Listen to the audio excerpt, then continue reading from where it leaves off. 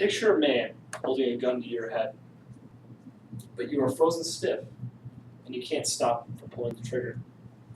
This, unfortunately, is extremely similar to how euthanasia works. Euthanasia, or what is known as mercy killing, has been a huge controversy for years. It comes from the Greek word meaning good death. It is when a doctor, with or without a patient's consent, voluntarily kills them by injecting them, which moments later causes their heart to suddenly stop. Now, does this really sound like a good death? A death that is extremely similar to how we put our beloved old pets down. Is our life really not valuable enough to try and fight for? Euthanasia should be illegal all over the world and to put an end to this inhumane death. There are other options out in the medical field to help make someone in pain more comfortable. Medicine is constantly improving and allowing patients to recover and fight for their own life, rather than to just end it. Bill Muhlenberg stated, "Euthanasia is not about making sick and dying people as pain-free and comfortable as possible. That is what is known as palliative care. And that is something that is continually improving all the time.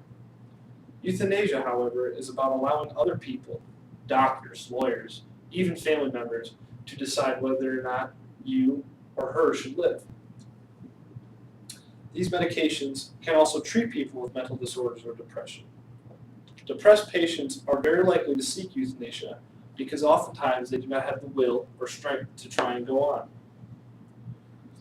However, when these medications are given to patients with a mental illness, it will hopefully give them the chance to change their outlook on life. If these medications have the expected outcome, over time, the patient will recover and see more value to their life. The medications give the patients more time to think about their decision with euthanasia, which in the end allows them to progressively get better and contradict what they had originally thought. All of this is obviously to try and avoid the irrational decision behind euthanasia.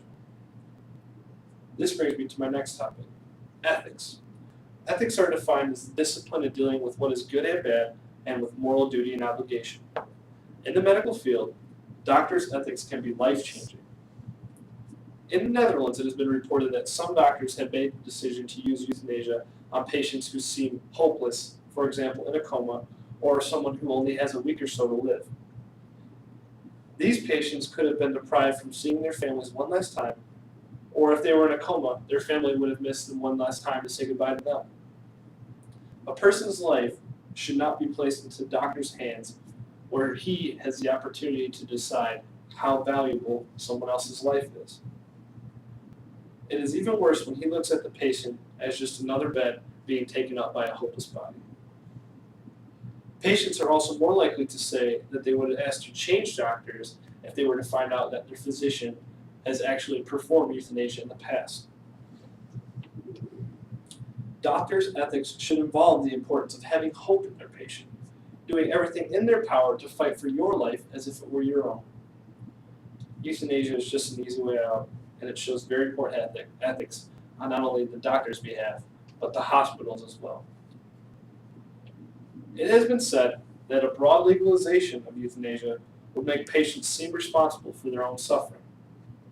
Rather than being viewed as the victims of pain and suffering caused by this terrible disease, patients would be seen as having the power to end their suffering by agreeing to a very inhumane injection. Not accepting euthanasia would then make dealing with the pain the patient's decision and responsibility. We should not make a patient who is diagnosed with cancer feel that it is their fault for getting cancer. Euthanasia can make victims of their pain feel like burdens because it's their choice to fight through the pain to live another day or to end it right now throughout euthanasia. The people that are for euthanasia that usually support it because it takes away the pain and makes for a comfortable passing for fatally sick patients. In a study of euthanasia by Ezra Klein, he found that the unbearable physical agony is actually never the reason patients give for seeking euthanasia.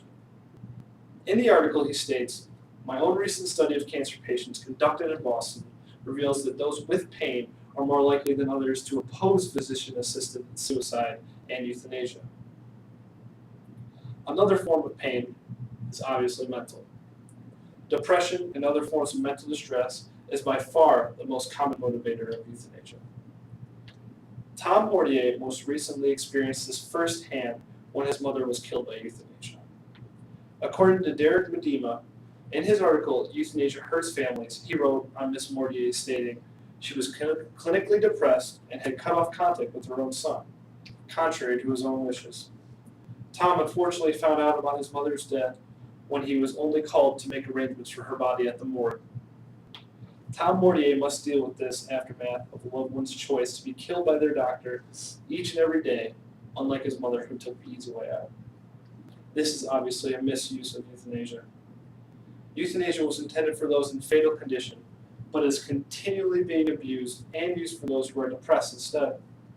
There are other forms of help for people with depression, but euthanasia gives possibly young people who still have their entire lives ahead of them an easy, quick escape. Euthanasia is handing someone a needle or pills instead of a hand of support and hope. And obviously both have very different turnouts. Patients must fight for their life to live, which is often extremely sad. In just about every country, there are hundreds of groups that can get involved and teach the truth about euthanasia and try to influence the law against it. We all need to get involved in a group that opposes euthanasia, like CURE, LifeTree, and True Compassion. Fight for opposing euthanasia as if it was your own life. One day it could be your friend's life, or even yours in the hands of someone else, to decide if you will live to fight for tomorrow. Thank you.